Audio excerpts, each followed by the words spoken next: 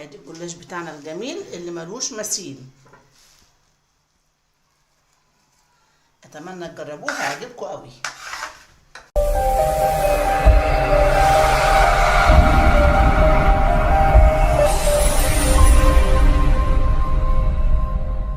السلام عليكم ورحمه الله وبركاته. ازيكم حبايبي؟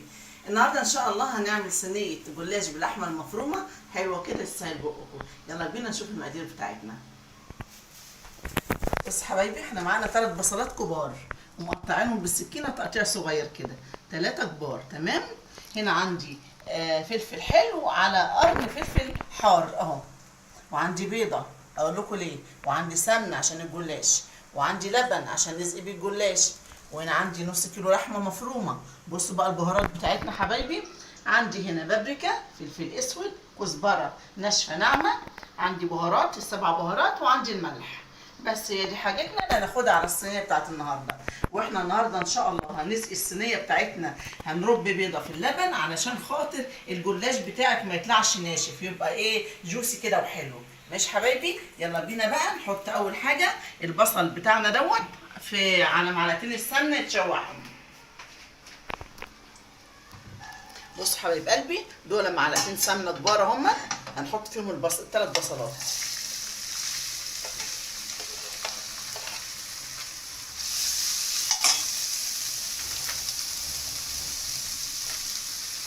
ننزل بقيه البصل. احنا عايزين البصل بتاعنا ما يتحمرش، احنا عايزينه يتشوح ويدبل. ليه يا حبايب قلبي؟ لان البصله لو اتحمرت قوي ودخلنا فيها اللحمه هتنشف، واحنا مش عايزين اللحمه تنشف، عايزين البصله تديها ميه كده تبقى ايه، تبقى طريه جوسي. العصير دوت يسقي اللحمه تبقى طريه وجميله. ماشي حبايب قلبي؟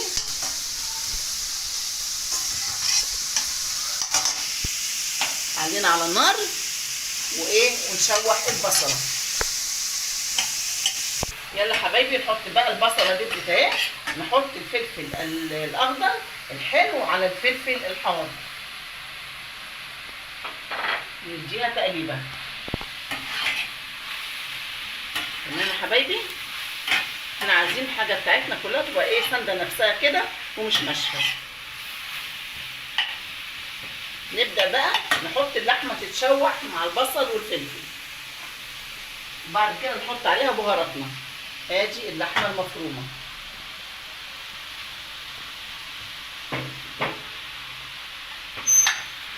اللحمة هتاخد من مية البصل وهتبقى طرية، احنا عايزينها كده مش عايزينها تبقى ناشفة. كل ما اللحمة تبقى طرية في الجلاش كل ما تبقى ايه، تدي قوام حلو وتبقى جميلة في الأكل. نحط بقى بهاراتنا.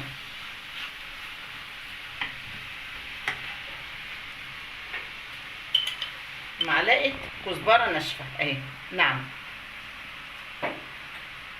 معلقه بهار 7 بهارات، فلفل اسمر وده اساسي اللحمه عندنا، معلقه كبيره فلفل اسمر. ادي البابريكا، معلقه بابريكا، معلقه كبيره حلوه كده، وناخد معلقه ملح. تمام. نبدا بقى نقلب البصله بتاعتنا باللحمه بالبهارات. الريحه بتاعتها بتبدا تطلع اهي. حبايبي اللحمه استوت، بصوا ما شاء الله، بصوا شكلها عامل ازاي، بصوا الجمال. شايفين البصل خلى الكميه بتاعتها حلوه ازاي كده، تشوحها حلو قوي مع التوابل والبصل والفلفل. كده لحمتنا جاهزه على الحشو، هنطفي عليها بقى. مش حبايبي؟ معانا صينيه اهي،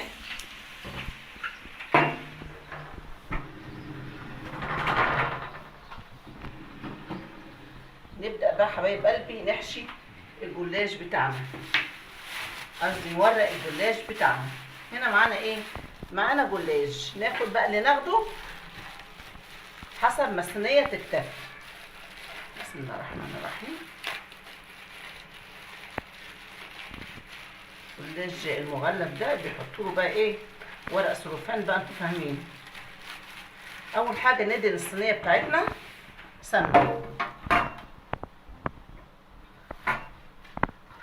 ندينا سمنه كده حبه حلوين عشان الجلاش بتاعنا ما يلزقش. ماشي حبايبي اهو. وكل ورقتين جلاش هنحطهم في الصينيه هنحط عليهم سمنه. تمام. كل ورقتين هناخدهم ونحط عليهم ايه؟ سمنه.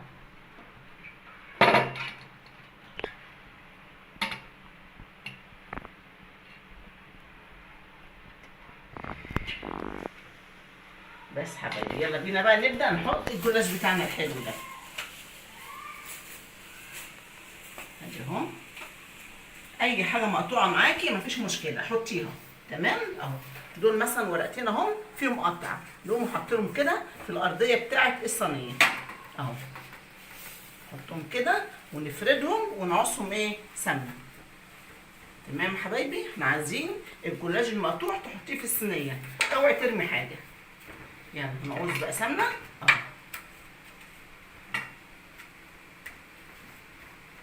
يلا كل ورقتين برضو ناخدهم هنعمل ايه؟ نفس الحكايه. الجلاش بتاعنا كده نفرده عشان ما يتقطعش مننا. ادي اهو حبايبي. بسم الله الرحمن الرحيم.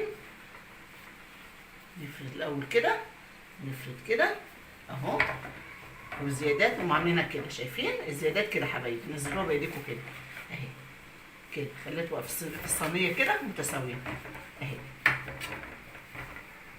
يلا برضو نقص كل ورقتين، نقصهم كل ورقتين كده نقصهم.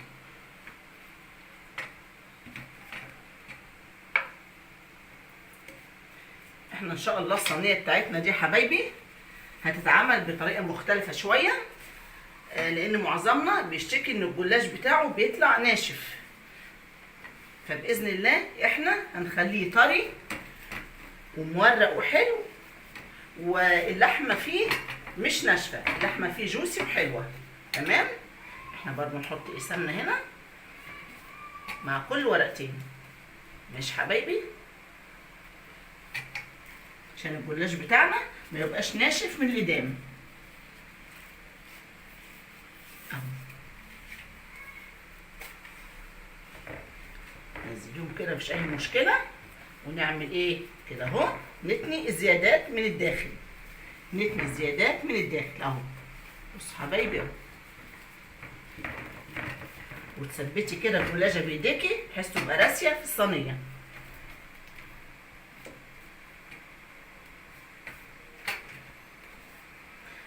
صينيتنا ما بتاخدش وقت وسريعه وحلوه واكلها احلى طبعا.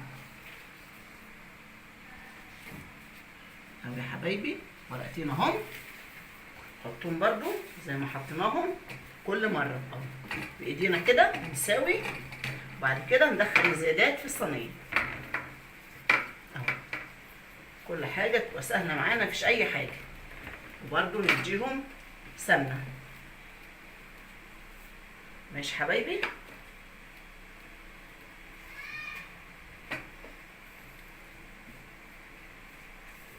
الجلاش بتاعنا بيطلع زي الفطير حلو، وزي ما انتوا عايزين تزودوا الطبقات زودوها. دي واحده تمام اهي. حط كمان ايه؟ طبقه تانيه. جلاش طري وحلوه وطازه وما شاء الله بيتفرد معانا بكل سهوله.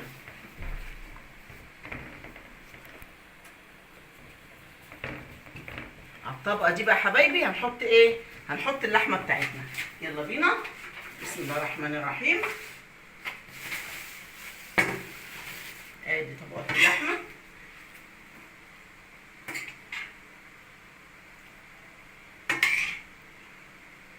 الله، ريحه البهارات رائعه رائعه.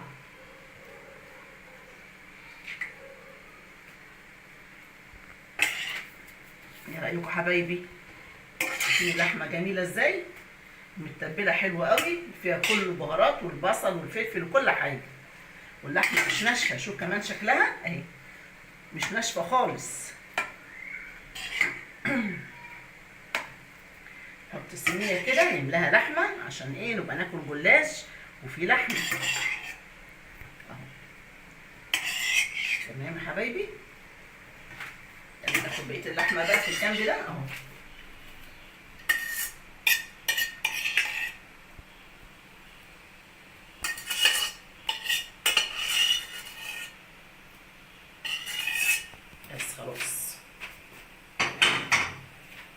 نسوي بقى اللحمه بتاعتنا في قلب الصينيه، ونتك عليها كده بايدينا عشان تبقى ايه، قاعده على الجلاش كويس، عشان ما نحط الطبقه اللي فوق تبقى متساويه كلها. تمام يا حبايب قلبي اهو. بس يلا بينا نحط طبقه الجلاش التانيه. بسم الله الرحمن الرحيم. ادي طبقه اهي، ماشي حبايبي، وادي طبقه تانيه.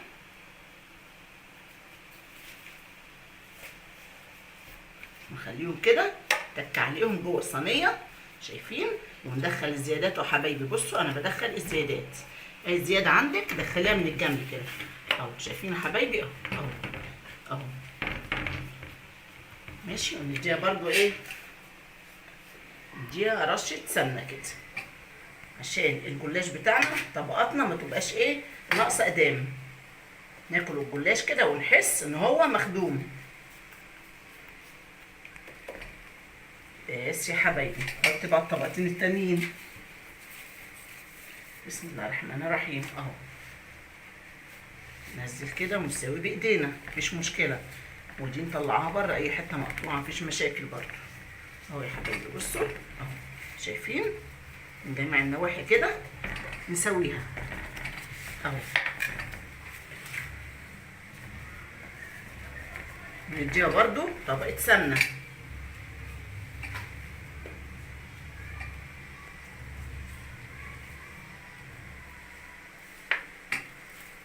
لسه بقى تشوفوا التركايه الاخيره بقى، هناكل صينيه طريه وحلوه ما شاء الله، مخدومه من كل حاجه. طب احنا ايه، طبقات الجلاش اللي فوق اقل من اللي تحت، هنكمل بالجلاش. نفتح بقى دي. خلاص حبيب قلبي خلصنا الصينيه بتاعتنا اهي، وحطيت طبقتين الجلاش الاخر وعصهم سمنه. هنبدا بقى ايه، نعمل التركايه الاخيره. هنجيب سكينه كده ونقطع الجلاش بتاعنا. بسم الله الرحمن الرحيم.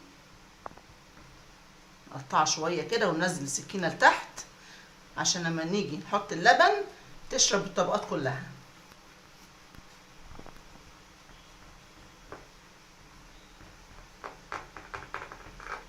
ماشي حبايبي اهو. عايزين تقطعوا طبقات صغيره او قطع صغيره زي ما عجبكم. انا بحب القطع طوليه كده.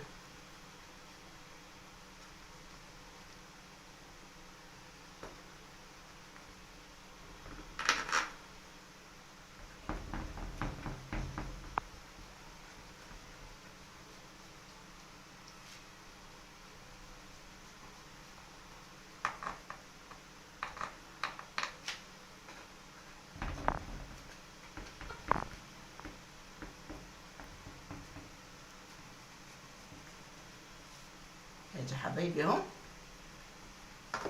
ادي تقطيعة الجلاش. عايزين تقطعوا اكبر قطعوا، اصغر براحتكم اهي. ودي بقى نقطعها كده الطول بالطريقه دي اهي، ماشي.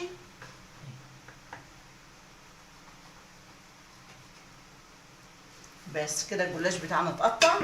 التركايه بقى الاخيره، هنجيب البيضه دي كده ونكسرها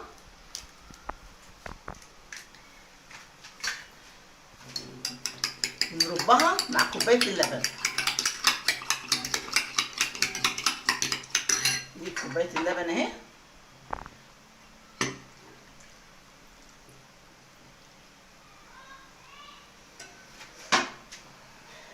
دي كوبايه اللبن اللي هنسقي بيها صينيه الجلاش بتاعنا حبايبي. دي اللي هتخلي الجلاش بتاعنا طري ومورق من جوه ومش ناشف. بس كده. ادي الجلاش اهو بعد ما قطعناه. نيجي بقى هنا على طبقاته دي كلها وعلى القطعه اللي احنا عملنا لها حز كده بالسكينه ونسقيها. شايفين يا حبايبي اهو اهو. بس كده خلاص، هي هتشرب السائل بتاع اللبن بالبيض دلوقتي، وبعد ما تشربه هدخلها الفرن، واول ما الحروف بتاعتها تنشف من هنا وتجمد هديها وش تحت الشوايه. هسيبها حبايبي لما تتشرب اللبن بتاعها هدخلها الفرن وهرجع لكم تاني. حبايب قلبي الصينيه طلعت من الفرن اهي، بصوا القوام بتاعها عامل ازاي، بصوا طريه ازاي. تعالوا بقى نقطعها بالسكينه مكان التقطيع بتاعتها اهي.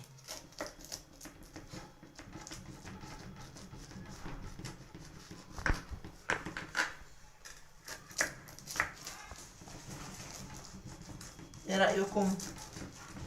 شايفين طريه ازاي؟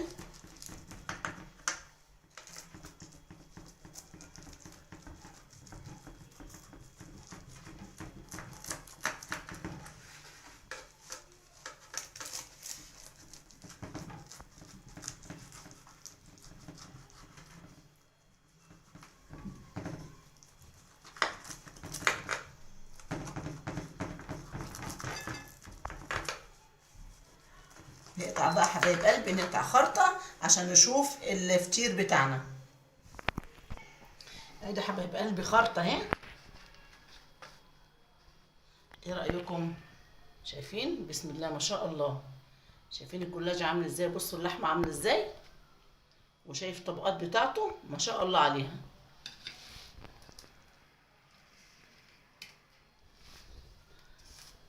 ادي حبايب قلبي الجلاش بتاعنا اتعمل بكل سهولة.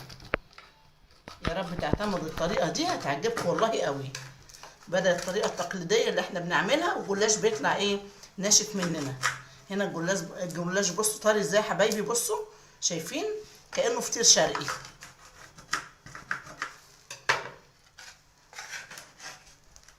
يلا بينا نقطع واحدة تانية اهو حبايب قلبي. ادي الجلاش بتاعنا الجميل اللي ملوش مثيل. اتمنى تجربوه هيعجبكم قوي.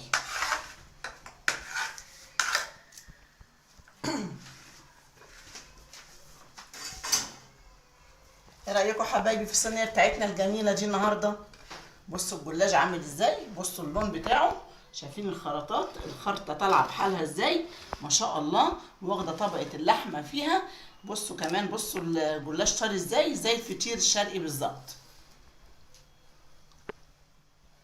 يا رب يعجبكم، واتمنى اللي عجبه الفيديو ما ينسناش في الشير واللايك والسبسكرايب. السلام عليكم ورحمه الله وبركاته.